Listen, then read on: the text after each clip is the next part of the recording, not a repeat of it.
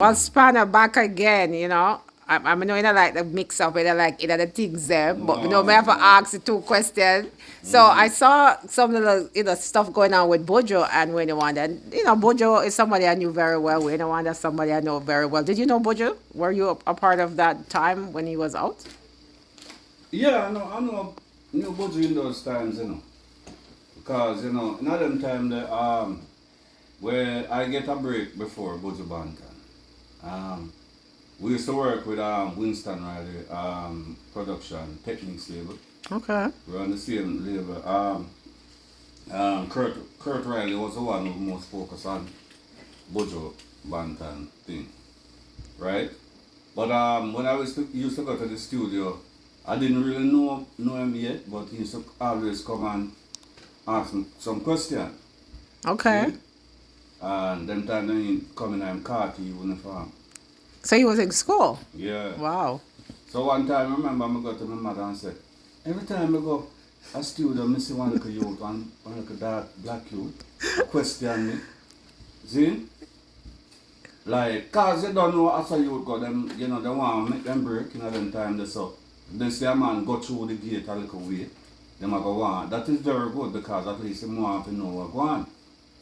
You know? So me tell them say, you have to just try to exercise them, Exercise your voice, see? Remember to read your Psalms, your Proverbs, right? And focus by your team, right? And after that, I didn't really see him again for a long time. Wow. And then I saw him at a stage show in the country. He was sparring with, I think, Daddy Lizard and Flower Gang, right? I think, and somebody else. And he went on that show and he mashed up the show and he said, I tell you, what a boss man. See? So that's when he was just getting in that, like broken out, like breaking out Yeah, from time. them time I say, yeah man, I used to look like him gone and then So afterwards. you knew Winnie Wanda too? Yeah, I know we no wonder because my brother players was like more good friends with Wayne Wonder, so um, as players younger brother been to go around him and me always see Wayne Wonder. So that's how me know him. So you knew him with Buju, like them used to par, like what? They were friends back in the days, like you saw them together or not really? Yes man, we are talking about yes, of course. I always saw them move sparring together. I know about all of those things. Okay. So what do you think about what's going on? Do you think they should mend their friendship or Well, things happen in life and I hope they work it out, You know the way there? I hope they work it out, but things happen in life. I mean, things happen in because life. Wayne Wonder feels like Buju didn't give him enough credit on the album, and he didn't get the credit for the songs. And I mean, as an artist, there's a lot of artists that goes through that, especially back in the days. A man just say, "Yo, sing a song," you don't really get your Well, full credit. that's a Jamaican culture. That's a Jamaican culture. And, sometimes, because I remember one time when I used to go to studio, and if you go to a studio, a producer and say, sign this, he'll vex with you. And then he might call up all 10 more producers and say, yeah, it's one of this come on about you want me sign things. So you know what, sometimes artists don't want to create a bad vibes because they make you, when you want to make a break, they make you feel so desperate. In those times, I don't know about now because most of the youth them nowadays, they're doing their one thing. But they make you feel so desperate that you don't even want to stand up for your rights. Right. So you end up sometimes give away your rights and you have to fight and then all kind of things come down for you. You know the way there? So, one thing I want to say, right? Like, I see how, like, reggaeton and those other genre of music kind of steal the culture. There was a song that I remember Skullman. Skullman was a big artist back then. And I remember that guy, El General, kind of stole his entire style. And that was like the beginning of reggaeton. You know what I mean? So, for you as an artist, copyright, what do you think about copyright and how it's important for artists to preserve that?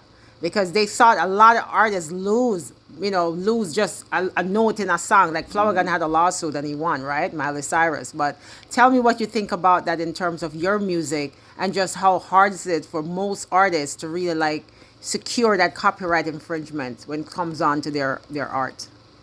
Well, right now, my opinion is, we're gone already because you see, sometimes when you do certain songs and um, another artist might use it or producer might not give you the rights.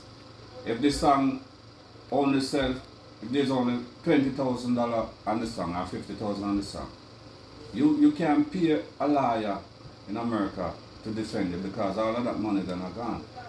You understand? And enough of the people them know that, so that's why they might have all 1,000 artists on the label. 1,000 artists have 10 songs and maybe the little rights so that they know if them pay a lawyer to get it back. They now get nothing out of it. You understand? So it does people to use them on conscience and know say, go round, come back round, you know. Because we don't do it in this generation, come back to the next generation. So you have to know, so boy, not because people might not know, you have to just take them thing, you have to just know, so alright then, give them The credit. give them the something, give Right. them the credit. And, Right.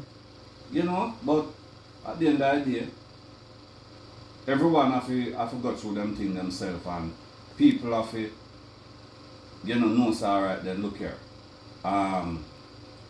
I'm gonna do something good, because you have to do it for your art, you know. Right. You see?